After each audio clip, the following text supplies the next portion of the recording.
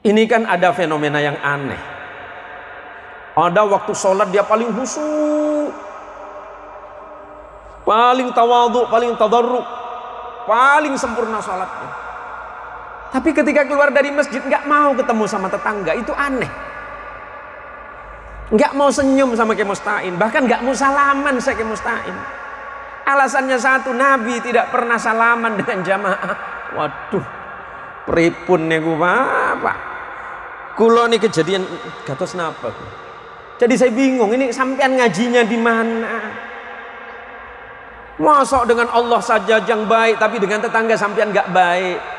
Ya ampun, nggak apa-apa sampean kalau sama Allah baik, sama manusia nggak baik nggak apa-apa. Nanti kalau mati berangkat sendiri ke kuburan. Ada orang yang selalu sholih taat, sebelum azan dia datang ke masjid. Terburu-buru dia datang ke masjid, nunggu waktu sholat. Bagus kata Nabi. Tapi ingat, selepas sholat ada orang di sekitar sampean. Jangan merasa bahwa sampean paling sholih. Boleh jadi kesolihan sampean karena orang di sebelah sampean yang mendoakan ketika sampean tidur. Sampean jangan ngerasa paling baik di hadapan Allah. Wala tuzakku anfusakum wa a'lamu biman ittaqa. Jangan menganggap dirimu paling suci kata Allah. Allah yang paling tahu siapa yang terbaik di antara kalian. Yang paling takwa bagi Allah itu Allah yang tahu. Saya kadang-kadang mau salaman sama yang sebelah. Ini bukan mau curhat Pak, cerita saja Pak. Assalamualaikum, assalamualaikum. Ya mestinya habis sholat kan lebih sholih Pak, lebih baik kepada sesama manusia. Mau salaman nggak mau Pak. Hanya teman saya nanya, Pak Yai, perasaan barusan yang dekat Pak Yai nggak mau salaman. Iya, mungkin karena Covid. Ini tahun 2023 Pak Kiai, Covid udah selesai. Iya, tapi alhamdulillah juga berarti dia sadar saya sehat, dia yang sakit. Nggak mau nularin penyakit. Tapi begitu terus habis sholat. Akhirnya saya tanya sama dia, Mas, pergi Mas.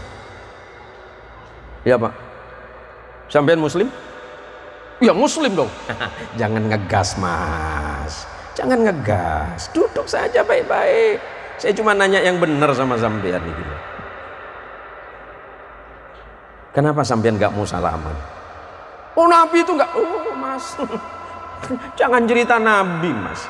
Nabi itu Nabi itu waktu ngendikan Mas. Waktu Nabi menikah adebu lembut Mas. Rasulullah itu tidak pernah mengangkat suaranya. Wah, sok sampean baru sunat aja langsung ngegas Mas. Wah, Nabi tidak mencontohkan. Baik. Ada beberapa riwayat yang menyatakan bahwa Nabi waktu sholat zuhur di satu tempat dalam kondisi yang sangat panas ketika medan peperangan, Nabi dengan beberapa sahabat itu sholat zuhur. Kemudian selepas sholat zuhur Nabi memperkenankan mencium tangannya. Sehabis sholat Mas. Kenapa? Karena sahabat mengatakan betapa lembutnya tangan Nabi seperti kapas dan begitu dinginnya tangan Nabi sebagaimana dinginnya es. Lah sampean ini keliru baca kitab kayaknya Mas. Atau jangan-jangan sampean ini nemu di jalan. Gurunya sampean ini jangan-jangan saya di YouTube Mas. Ya sampean itu mesti berguru kepada kiai, berguru kepada ustadz yang ada di pesantren. Karena sampean biar talaqi, ketemu langsung Mas. Jadi riwayat yang sampean dengar ini nggak asal-asalan. Ada orang yang jadi salih ketika di masjid, dia paling taat di masjid, tapi setiap pulang dia tutup pintu, tetangganya nggak tahu apa yang ada di dalam. Fenomena ini muncul di bangsa ini Pak. Seakan-akan bahwa kita ini masih masa jahiliyah.